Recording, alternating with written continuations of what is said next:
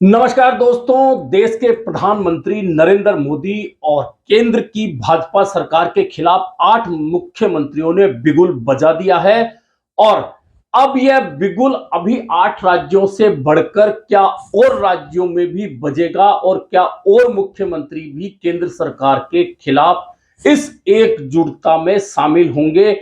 और उसके बाद में क्या इन मुख्यमंत्रियों की ओर से जो मुद्दा उठाया गया है उस पर केंद्र सरकार कोई समाधान निकालेगी या सीधे टकराव की स्थिति बनेगी।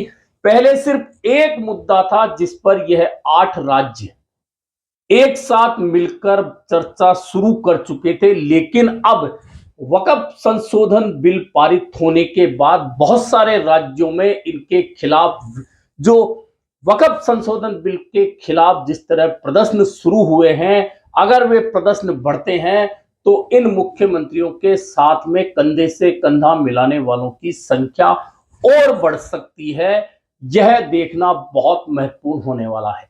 दरअसल जो 8 मुख्यमंत्री हैं उन्होंने एक मीटिंग कर ली है और उस मीटिंग में एक संयुक्त समिति बना दी है। और यह संयुक्त समिति अब लगातार बैठकें करके केंद्र सरकार की ओर से जो एक प्रयास किया जा रहा है उस प्रयास का जमकर विरोध करने की तैयारी शुरू कर चुकी है।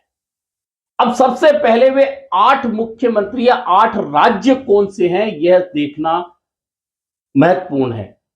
8 उन राज्यों का जो विरोध है केंद्र सरकार के खिलाफ, उनमें से दक्षिण भारत के 5 राज्य प्रमुख हैं। उनके अलावा उड़ीसा भी उसमें शामिल है और पंजाब भी उसमें शामिल है। हो सकता है आने वाले दिनों में पश्चिम बंगाल, झारखंड या अन्य राज्य भी उन राज्यों के साथ शामिल हो जाए। अब सबसे पहले क्यों ऐसा हो रहा है इसे समझने की जरूरत है। दरअसल ऐसा इसलिए हो रहा है कि आपको पता है कि देश में जब से नरेंद्र मोदी के नेतृत्व में एनडीए की सरकार बनी है तभी से एक देश एक चुनाव को लेकर लगातार चर्चाएं चल रही है। और इस पर पूर्व राष्ट्रपति रामनाथ कोविंद की अध्यक्षता में एक कमेटी बनी थी जो सारे पहलुओं पर चर्चा करने के बाद एक रिपोर्ट तैयार करनी थी उस कमेटी को। उस कमेटी ने अपनी रिपोर्ट तैयार करके केंद्र सरकार को दे दी है और उस पर चर्चा शुरू हो चुकी है। अब यह तो अच्छी बात है कि एक देश एक चुनाव शुरू हो जाए। अमेरिका जैसे देश में भी ऐसा होता है, अन्य देशों में भी ऐसा होता है, लेकिन हमारे यहां ऐसा नहीं होता है। अब एक देश एक चुनाव को लेकर तो किसी को कोई समस्या नहीं है, लेकिन असली समस्या है परिसीमन से। दरअसल जब परिसीमन की बात शुरू हुई है तो 8 राज्यों में इसका विरोध शुरू हो गया है। और विरोध शुरू होने का बहुत तर्क देकर यह राज्य कह रहे हैं कि परिसीमन आबादी के आधार पर होगा।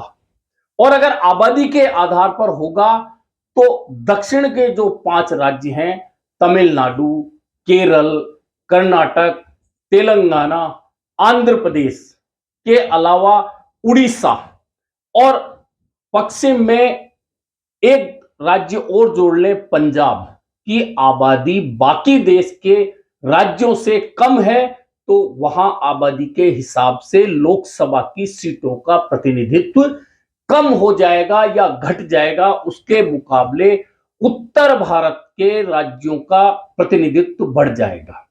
और अगर ऐसा होता है जब दक्षिण का प्रतिनिधित्व घट जाएगा तो फिर भाजपा उत्तर भारत में चूंकि मजबूत रही है शुरू से, ऐसे में वह उत्तर भारत से सीटें जीतकर उसी के दम पर केंद्र में काबिज हो जाएगी। और दक्षिण के राज्यों की जो जरूरत पड़ती है, जब उनका प्रतिनिधित्व ही कम हो जाएगा तो उन्हें पूछेगा कौन। यही बड़ी बात है जिसे लेकर दक्षिण के राज्यों ने विरोध का बिगुल बजा दिया है।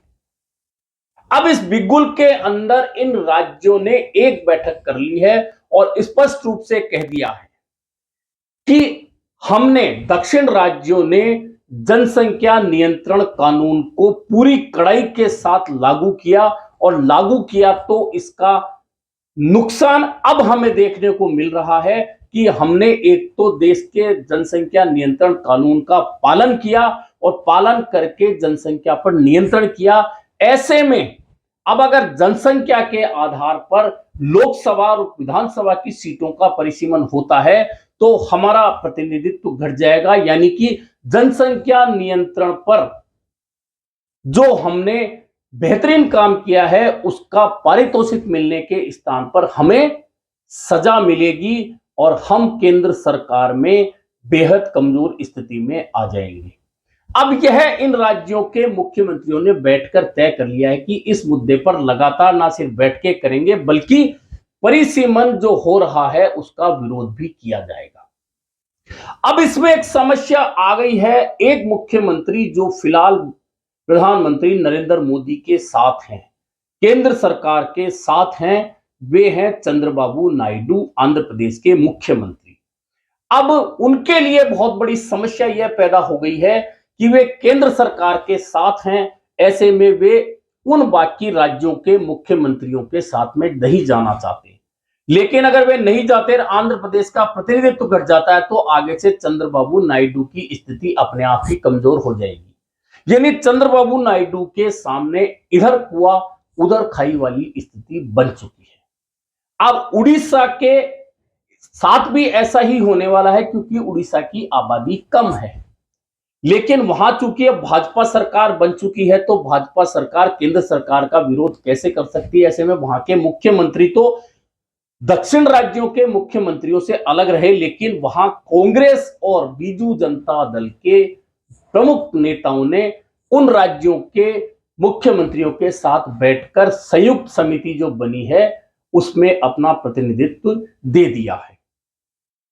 यानी कि परिसीमन आयोग का अभी गठन भी नहीं हुआ है और परिसीमन आयोग का गठन तो तब होगा जब पहले जनगणना हो जाएगी और जनगणना तब होगी जब उसका आयोग गठित हो जाएगा। आयोग गठित होने के साथ अधिसूचना जारी हो जाएगी, उसके बाद में जनगणना होगी। जनगणना के बाद में आंकड़े आएंगे कि किन राज्यों में आबादी किस अनुपात में बढ़ी है।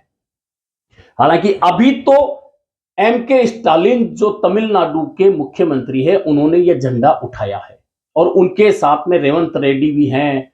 कर्नाटक की कांग्रेस सरकार के उप मुख्यमंत्री डीके शिव कुमार भी बैठ चुके हैं, केरल के विजयन भी बैठ चुके हैं, लेकिन आंध्र प्रदेश अभी साथ नहीं आया है। केंद्र शासित पुडुचेरी भी आ चुका है और उड़ीसा में कांग्रेस और बीजेपी के नेता भी साथ आ चुके हैं। तो पंजाब के मुख्यमंत्री भगवंत मान भी उस बैठक में शामिल हो चुके हैं।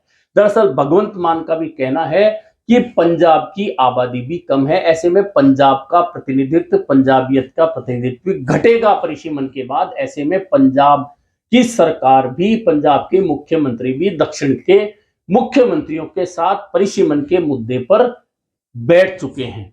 अब एक बैठक हुई है, लगातार बैठकें होंगी।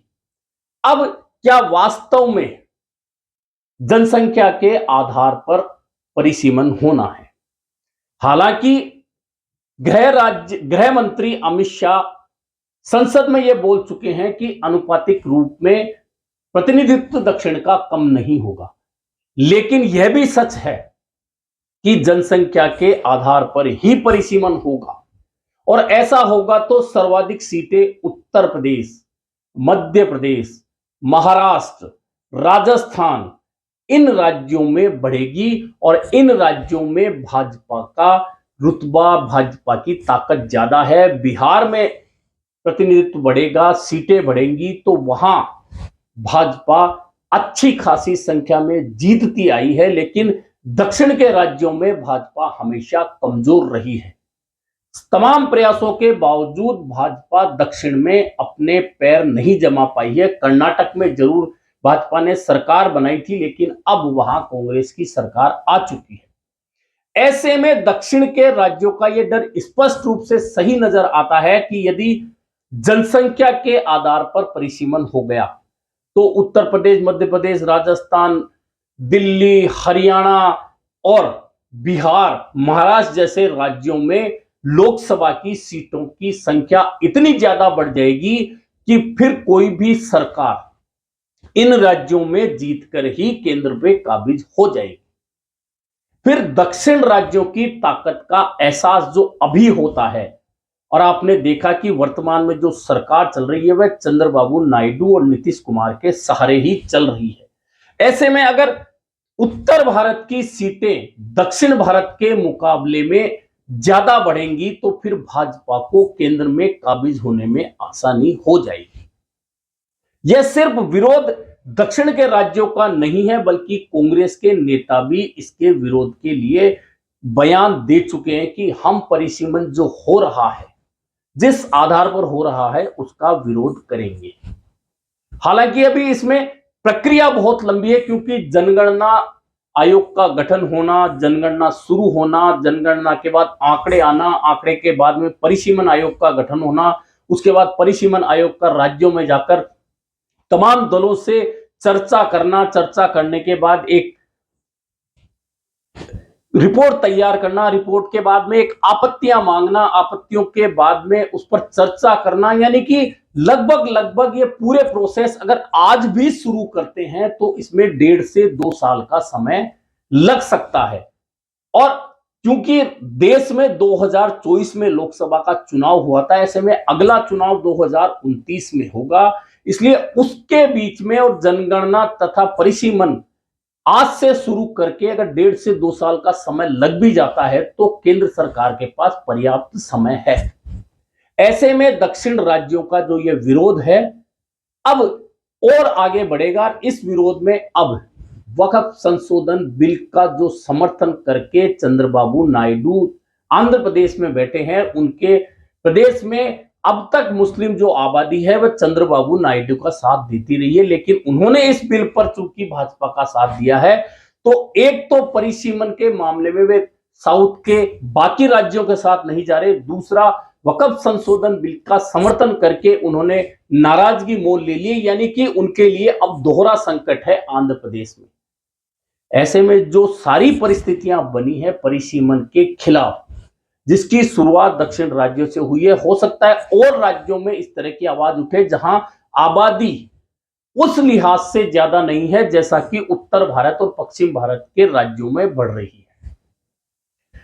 तो कुल मिलाकर जब भी परिसीमन का काम शुरू होगा उससे पहले केंद्र सरकार को उन राज्यों को संतुष्ट करना होगा। यह एक बहुत बड़ी चुनौती होगी केंद्र सरकार के सामने कि जो प्रदेश सीधे तौर पर परिसीमन का विरोध आबादी के आधार पर किए जाने को लेकर कर रहे हैं, क्या केंद्र सरकार उन्हें साथ ले पाएगी या यह विरोध और बढ़कर भारत को राज्यों के आधार पर बांटने में कहीं एक कदम तो नहीं होगा। यह कदम होगा तो यह अच्छा साइन हिंदुस्तान के लिए नहीं होगा। हालांकि भारत सरकार बिल्कुल नहीं चाहेगी कि उत्तर भारत और दक्षिण भारत के बीच में कोई रेखा खींची जाए, और ऐसे में अब केंद्र सरकार इसका क्या हल निकालती है और परिसीमन को लेकर किस तरह से इन 8 राज्यों को संतुष्ट कर पाती है, यह देखना काफी महत्वपूर्ण होगा। हालांकि इसका समय बहुत लंबा लगना है और यह लड़ाई दक्षिण राज्यों के लिए भी बहुत मुश्किल होने वाली है। इतनी आसान लड़ाई उनके लिए भी नहीं रहेगी। अभी के लिए इतना ही, फिर मिलेंगे नए मुद्दे पर चर्चा के साथ।